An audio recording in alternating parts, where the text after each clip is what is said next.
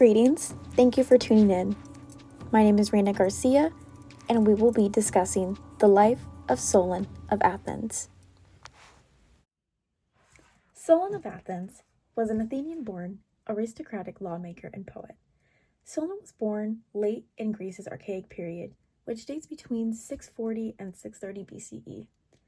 There has been large debate about Solon's heritage. It could be that Solon was the illegitimate son of his Existides, who was a man of wealth and a descendant of King Codrus. Solon was a noble man that descended from wealth, but fell shortly to poverty in the hands of his father during his childhood and adolescence. Essentially, Solon has faced life in many directions. Wise would be considered an understatement based on the experience this man has. His trauma caused him to develop a sense of empathy, which helped him form legacies he left as an Athenian legislator. Solon's leadership style was exhibited in his practical mindset towards reformation, whereas other statesmen were geared towards utilitarianism. Solon was deeply concerned for the impoverished and oppressed since he has experienced such trauma in his childhood, as previously mentioned. Solon was a man that put his thoughts into action, not the kind that spoke charismatically just to hear himself talk.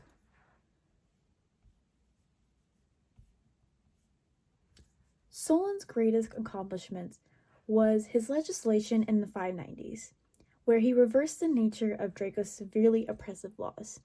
In Pomeroy's text, it is described that pre-Draconian laws developed a nature of avenging murdered relatives.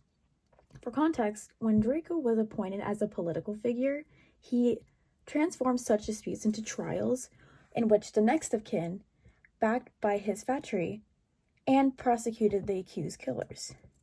Seems fair, right? But that only gears towards a certain group of people, which we will discuss later. But that doesn't stop there. Draco criminalized every minor offense possible with no chance of leniency. The issue with draconian laws were that its legal reforms became or couldn't soothe any tension that seemed to be inviting tyranny, such as enslavement for debt, which became a principal grievance for the poor. Draconian law was an overpowering rulership. As people were shouting for compromise, most of these laws affected various sectors of Athenian society. Such laws were rampant. Draconian law was such an overpowering rulership. As the people were shouting for compromise, these laws affected various sectors of Athenian society.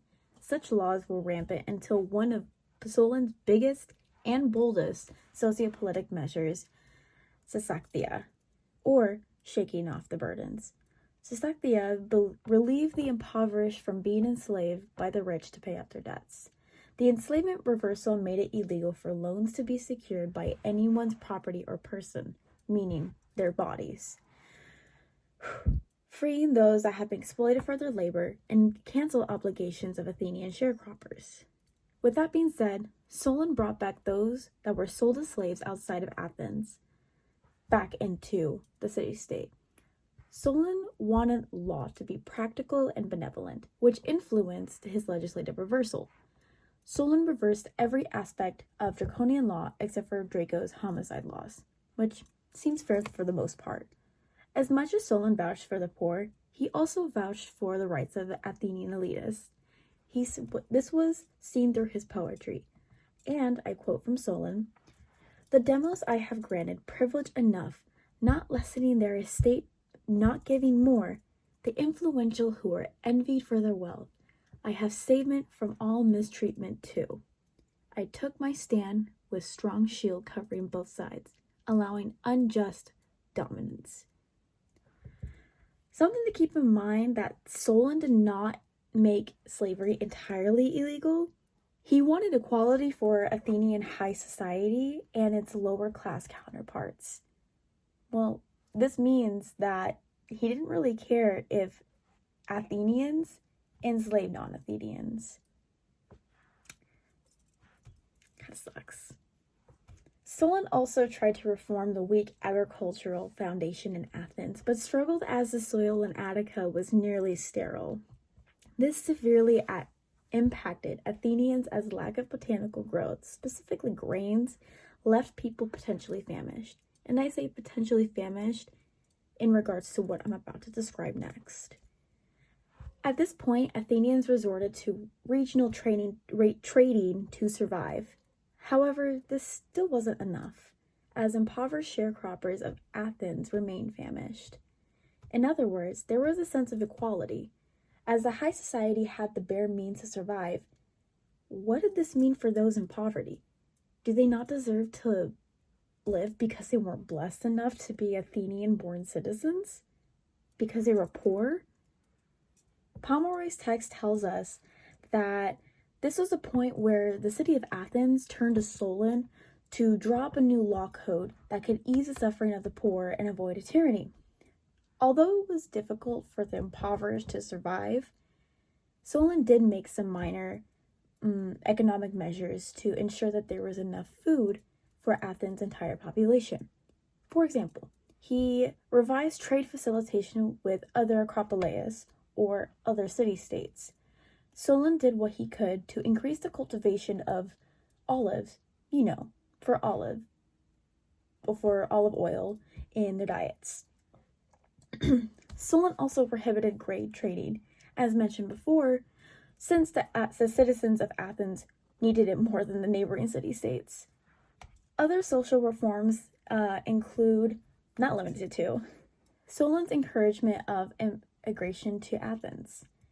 Basically, he would bargain for permanent settlement of foreign artisans by granting them Athenian citizenship, which in hindsight seems a little sketchy because what if these foreigners were richer than the poor people that are already living in Athens? It seems a little unfair, but it's nice in hindsight considering that he encouraged immigration and wasn't xenophobic. Solon also established a constitutional. Another social reform included Solon's constitutional establishment for wealth statuses in Athens by adding extra social classes to recognize multiple categories of wealth, such as agriculture and equestrianism. Solon also revolutionized the Athenian judicial system by allowing any male citizen to report crimes and injustices, not just the rights secluded for the elite.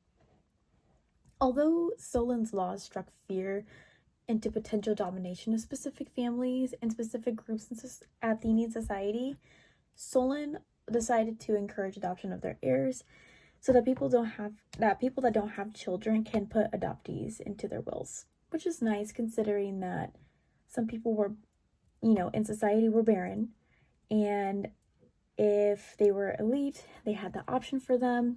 Most of the time, people that weren't barren were killed because they had no purpose for society.